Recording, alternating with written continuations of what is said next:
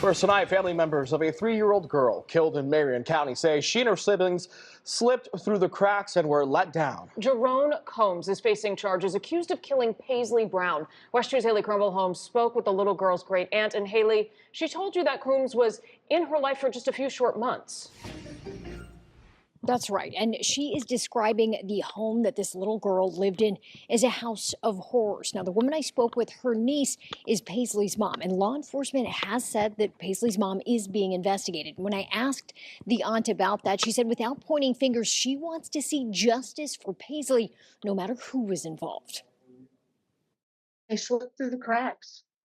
They slipped through the cracks. That's what Tabitha Harless said Friday about the children who were living in this trailer in Citra when 3-year-old Paisley Brown was killed. These children were let down, not only by their parents, but by society. And it shouldn't be that way. That's why I am standing up today for Paisley and them children. Harless said Paisley was her great niece, and the little girl had even lived with her for a few months. She was a fun-loving, energetic little girl with a big smile. She said recently she had allowed Paisley's mom, her niece, to move with her kids into the trailer she owned in Citra. Harless said she was heading there Thursday when she got a call from her niece. And says, "Don't come." And I'm like, "What do you mean, don't come?" And she said, because Paisley's not breathing. She said she got to the trailer moments later. I seen Mr. Combs standing there with his arms folded up, doing absolutely nothing.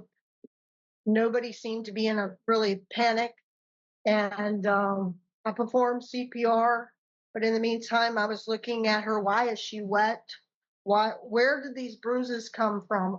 Coombs is Jerome Jarrell Coombs. Harless said that was Paisley's mother's boyfriend. Deputies said Coombs admitted to having injured little Paisley, and reports say witnesses saw at least some of it happen. Harless said one of the oldest kids in the home was one of them. He said, "Aunt Tabby, he killed her. He punched her in the chest and he punched her in the wall." Harless said Coombs had only been in the picture a few months, and she only really knew what her niece would tell her about him. He was so sweet to the kids. He loved them so much. But the kids tell a whole different story. According to reports from the sheriff's office, Coombs said to punish Paisley for reaching into her diaper, he would bind her hands and legs together with blue painter tape. And one of the other children told deputies Coombs sometimes used handcuffs on him. When I say Citra House of Horror, that isn't a lie. Now, I reached out to the Department of Children and Families to see if there had been investigations involving this family in the past. They said anything related to this case is confidential. Craziness. Absolute crazy. Let's go over into this next video where they talk about he tried to get bond. A man accused of beating a little girl to death in Marion County tried to get out of jail on bond. His bond was denied. West 2's David Jones is combing through the testimony of a detective who was on the scene. And we do want to warn you, this may be difficult to listen to. 32-year-old Jerome Combs walked into a Marion County courtroom wearing a yellow jail jumpsuit, facing an aggravated child abuse charge that's likely to be upgraded in the death of a 3-year-old girl in his care. Paisley Brown. The state should hold the defendant pending the trial in this case. Assistant State Attorney Janine Nixon, arguing for Combs to remain in jail, brought up a detective from the Marion County Sheriff's Office. She spoke to an interview she did with Combs where she said he confessed. He would tie her wrist with a rope. Eventually, she learned how to remove the rope tie with her legs, so then he used blue painter's tape and he tied her legs from her thighs down to her ankles, explaining what appeared to be the ligature marks on her legs. The detective said on the day of Brown's death last week, Combs told her she was calling for him. He admitted to picking her up and dropping her because she squirmed. He stated that he proceeded to strike the decedent about 3 times on her chest, digging his knuckles into her chest. He said after the 3rd time, the decedent was unresponsive. The detective said she briefly interviewed Brown's 9-year-old brother, who she said was handcuffed in another room at the time. He told me that he, referring to the defendant, had punched his sister on the chest many times and that he could hear her crying. Combs was the boyfriend of Brown's mother, the sheriff's office says, for anywhere from 4 to 6 months. They say he was the primary caretaker while the mom was at work. Judge Peter Brigham agreed with the state to keep him locked up. I don't know what else going on with the mom in this whole thing, but what I've heard so far is there's a little 3-year-old girl. She's bound, legs and hands, and essentially gets beaten to death. Covering Marion County, David Jones, WESH 2 News. There are some, I've said this plenty of times, there's some monsters in this world, y'all. Let's go over into this next one. Deputies believe several children were actively being abused when a 3-year-old little girl died in a Marion County home last week. The details coming out in court today, including the use of cages and handcuffs. Channel 9's Nick Pampantonis listened in as attorneys and the judge wondered how involved the girl's mother was.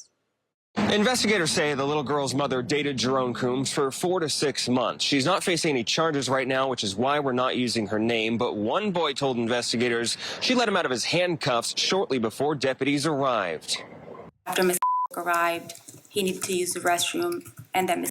removed the handcuffs, and then he was allowed to use the restroom. As Jerome Coombs listened, deputies described their interview with an older child who said he was handcuffed inside the Citra trailer the morning they say Coombs beat 3-year-old Paisley Brown to death. I asked him if he actually saw that, and he stated no, that he heard the banging and that he hears that when someone's being punched. Coombs is in jail on a child abuse charge, which prosecutors said will likely be upgraded to homicide once they get through the evidence, which they're also using to investigate Paisley's mother. They showed some of that evidence to the judge, pictures of Paisley's body and makeshift cages using playpens, blankets, and tape deputies said the younger children were kept in. Was she home the night prior to this? Did she leave home that morning? We're being told that she left that morning to go to run some errands. Did she know? And was she aware of this?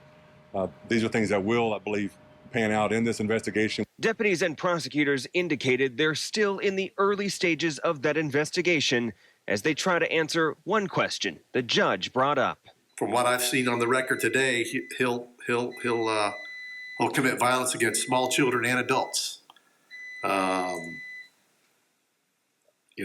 Why he's doing these things, I don't know. The deputies say Coombs never gave them a reason for why he punched that little girl. We have tried calling and texting the mother for comment. She has not responded. Yes. So the mother let this happen. I'm assuming that he was like a boyfriend or something staying at the house. But the mother I'm assuming, there's no way she didn't see this happening. Maybe then some people will say, oh, she was scared. She was probably a victim herself. I don't know. That's stuff that we have to find out later. But if she wasn't being beaten, if she wasn't a victim and just watching this go on, you need to be in jail with him. It's as simple as that. Let's go over into the AI breakdown just to see if we can find out anything else. Let's jump over into it.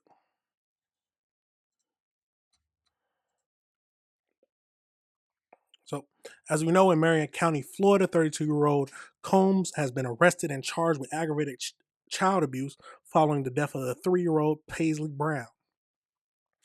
The incident, so on Thursday, February 19th, Paisley was found unresponsive in her home.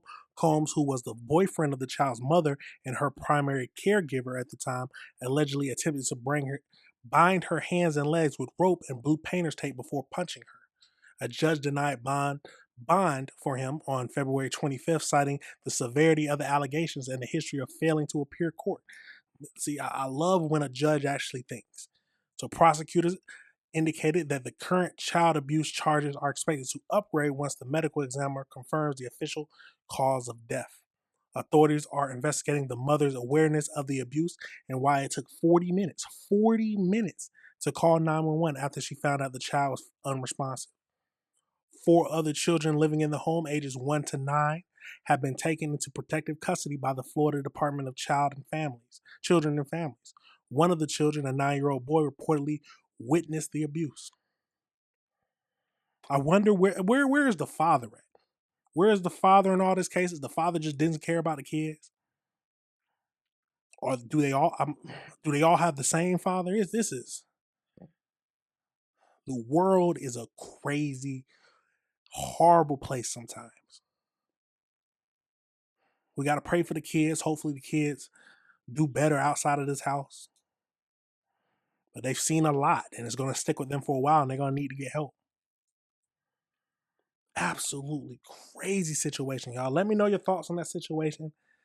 Let me know how you feel about it. Absolutely crazy.